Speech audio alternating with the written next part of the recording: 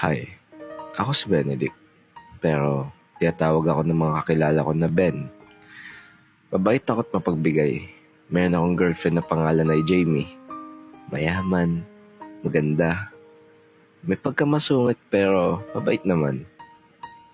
Habang ako, wala akong masyadong kinikitang pera dahil estudyante lang ako.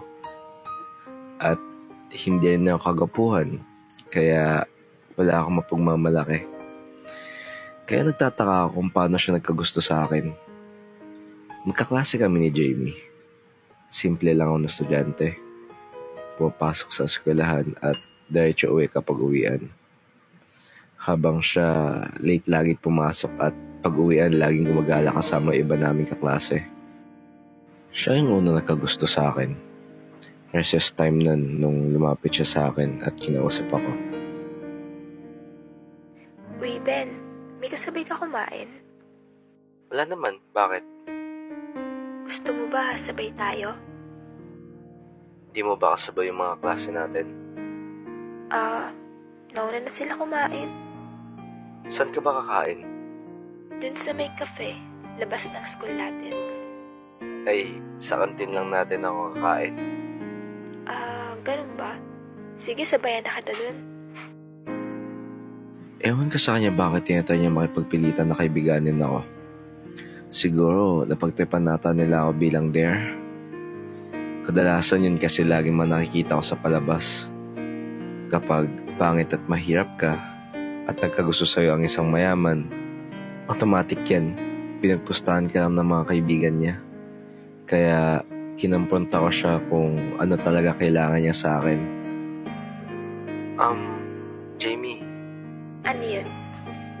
bakit mo sinabayan kumain? Ay, bakit? Bawal ba? Hindi naman sa ganun. Ano kasi, may gusto sana ako itanong. Ano yun? Pinagpustahan niyo lang ba ako ng mga kaibigan mo? Pinagpustahan? Hindi Bakit mo ako sinasabayan?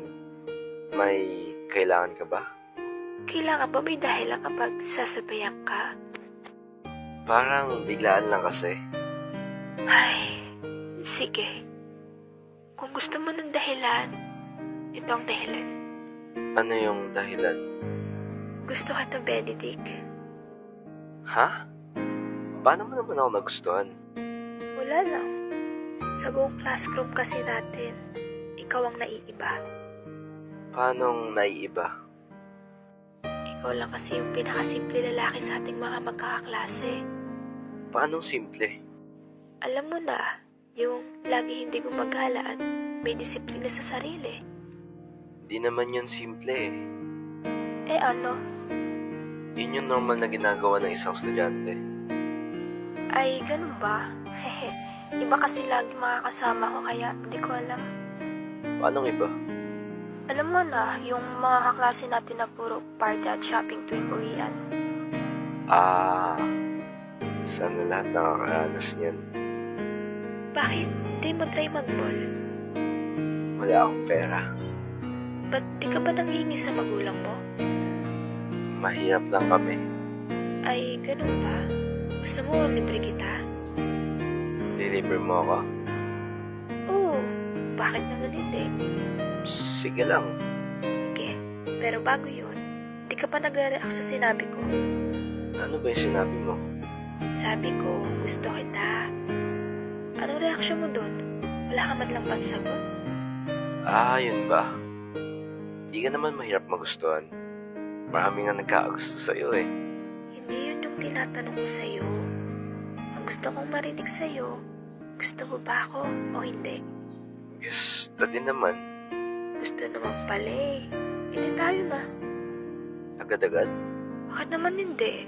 Ano pa bang kailangan bago maging tayo? Wala naman. Wala naman pala eh. Hindi tayo na nga. Sige. Yung sakto bukas Sabado. Pumunta ka sa tapat ng school natin ng night ha. Magmumall tayo. Sige. Ewan ko kung paano nangyari yun. Ewan ko kung paano nagkagusto sa akin ng isang mayaman at magandang babae. Siguro, sinuwerte lang ako? Uy, sorry kung pinag-antay kita. Ay, hindi naman. Kakarating ko lang. Buti naman. Siya nga pala. Ba't yan suot mo? Wala kasi akong pang-alis kaya diin natin sinuot ko. Pag titingin ng kanyan doon, sabihin nagkating ka pa. Sabado naman, kaya wala makakaisip nun. Sige. Diretso na lang tayo kagad sa pilirang damit para makapagpalit ka kaagad.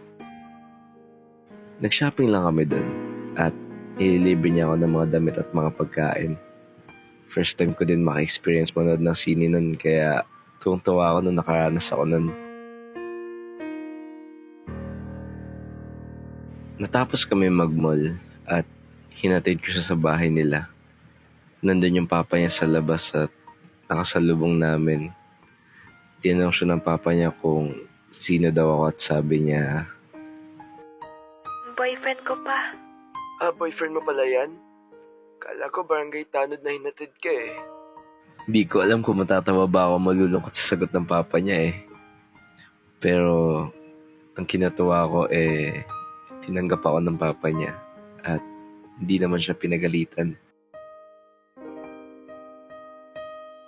Makalipas ang isang buong buwan namin pagsasama may mga unti-unting pagbabago sa kanya.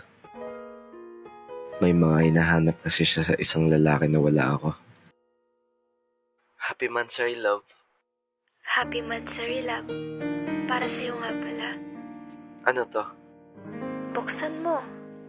Cellphone? Sana magustuhan mo, love. Sorry, love. Ito lang mabibigay ko. Teddy bear? But parang di ka masaya. Masaya naman ako, love. Ba't parang malungkot ka? Ha? Hindi Thankful nga ako eh. Sorry, love. Yan lang talaga kasi kaya ng pera ko. Ay, hindi, okay lang.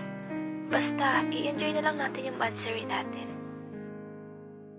Parang nakakaramdam ako ng kakaiba sa tono ng boses niya. Alam kong malungkot siya dahil teddy bear lang ang kaya ko ibigay at bagong cellphone yung sa kanya. Kaya napagpasyahan ko mag-ipon at magtrabaho habang nag-aaral para mabigyan ko siya ng mamahaling bracelet sa susunod naming Mansari. Nakahanap ako ng trabaho bilang salesman sa SM. Kumikita naman ako kahit papaano dito. Siyempre, nagbibigay pa din naman ako sa parents ko ng tulong galing sa trabaho ko. Pero, iniipon ko pa din yung iba kong pera para sa pangregalo ko sa kanya.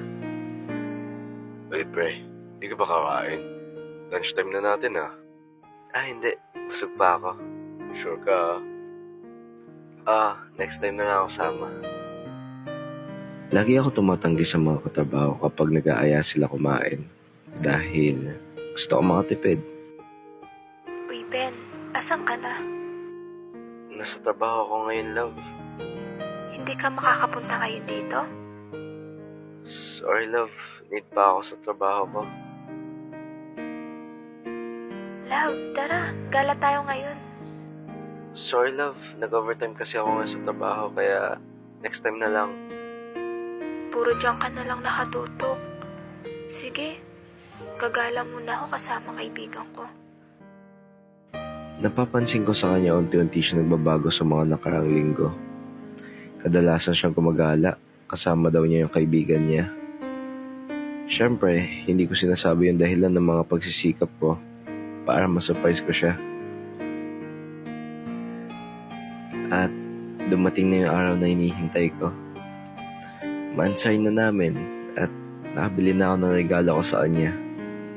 Bumili ako ng Pandora na bracelet na halagang 5,000 pesos. Pero, kesa siya yung ma-surprise, ako yung na-surprise. Nakita ko siya sa SM na may kasamang lalaki. Kailan ko lang din naisip na yung sinasabi niya palang kaibigan niya lalaki pala. Lumapit ako sa kanya at tinanong kung sino yung kasama niya. Uy, babe. Sino siya? Ben, ikaw pala yan. Ano kasi, magpapaliwanag ako. Ba't may kailangan kayo paliwanag? Alam mo pre, tumalikod ka na lang at maglakad ka palayo. Bakit? Sino ka ba? Siya yung bagong boyfriend ko, Ben. Bago? Boyfriend? Wala kasi laging panahon sa akin, Ben. Alam mo namang trabaho yung pinagkakaabalahan ko, di ba? Kaya nga, Ben. Masyado ka nang nakatutuntun at wala ka nang nabibigay na oras sa akin. Kaya, Ben, sorry pero nakikipag-iwalay na ako sa'yo. Ganun ba? Sige. Para sa'yo nga pala. Ano to? Para sa'yo. Sana masaya ka ngayong mansari. At happy breakup. Tumakbo ako nun palayo at umiiyak habang pauwi sa bahay. Wala na lang ako nagawa kundi humagulgol na humagulgol. Ba't nga naman ako aasaw na pwedeng maging kami? Tama nga naman na hindi ko siya ka-level. Sa susunod, di na lang ako aasa kapag alam kong hindi naman posible mangyari na may bumaba sa level ko.